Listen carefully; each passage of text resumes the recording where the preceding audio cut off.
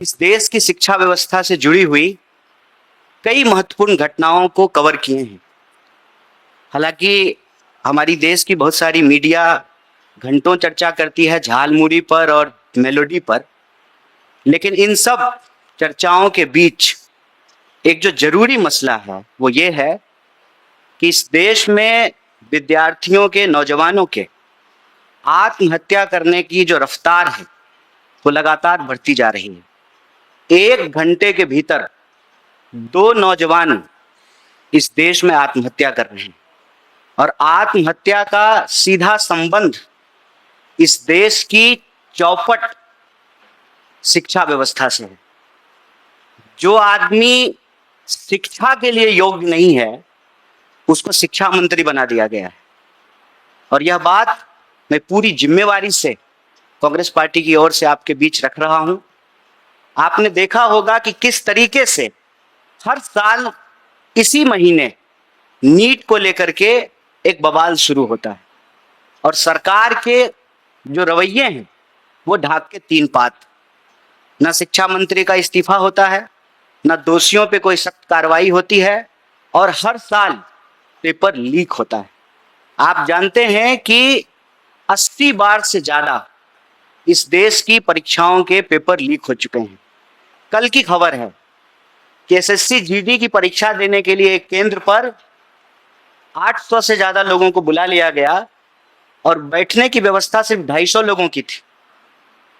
जो शिक्षा मंत्री, जिस देश की सरकार एक परीक्षा नहीं ठीक से करवा पा रहे हैं, आप बताइए कि एक साफ सुथरी परीक्षा के बिना, इस देश में ईमानदार गुरु के बिना हम विश्व गुरु कैसे बनेंगे।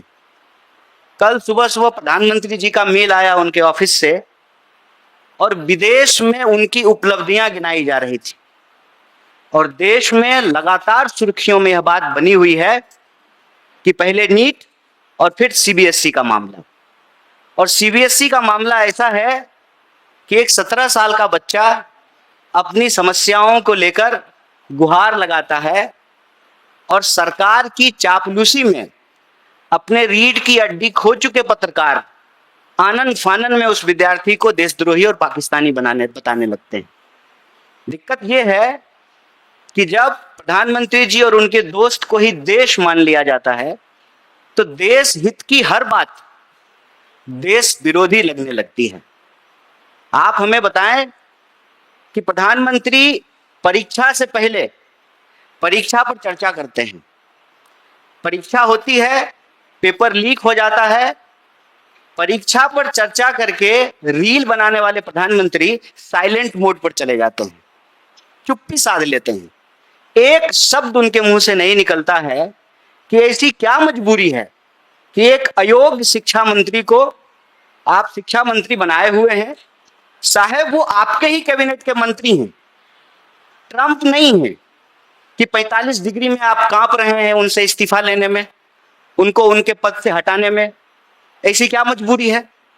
आप पिछले 2 सप्ताह के घटनाक्रम को देखिए। नीट का पेपर लीक होता है और पेपर लीक होने पे दलील ये दी जाती है कि पूरा पेपर लीक नहीं हुआ है। पूरा पेपर लीक कब होगा? जब क्वेश्चन पेपर न्यूज़पेपर में छप के आएगा। व्हाट्सएप पे क्वेश्चन पेपर घूम रहे हैं, पहले उसको दबाने का प्रयास किया गया, फिर स्वीकार किया गया कि पेपर लीक हुआ है, फिर पेपर उसको कैंसिल करके दोबारा पेपर कराया जा रहा है। 1 महीने के भीतर 20 लाख से ज्यादा विद्यार्थियों को फिर से नीट का एग्जाम देना है। अभी नीट के मामले में प्रतियोगी छात्रों की आत्महत्या की खबरें आने लगी, फिर सीबीएसई का मामला आ गया। ऑनलाइन स्क्रीनिंग के इतने मुद्दे उठ करके आए, इतनी समस्याएं उठ करके आई और उस पर जवाब देने की बजाय सरकार के समर्थक पत्रकार जो है विद्यार्थी को ही पाकिस्तानी बताना शुरू करती है। आज इस देश की स्थिति यह है कि यह सरकार एक भी परीक्षा ठीक से कंडक्ट नहीं करवा पा रही।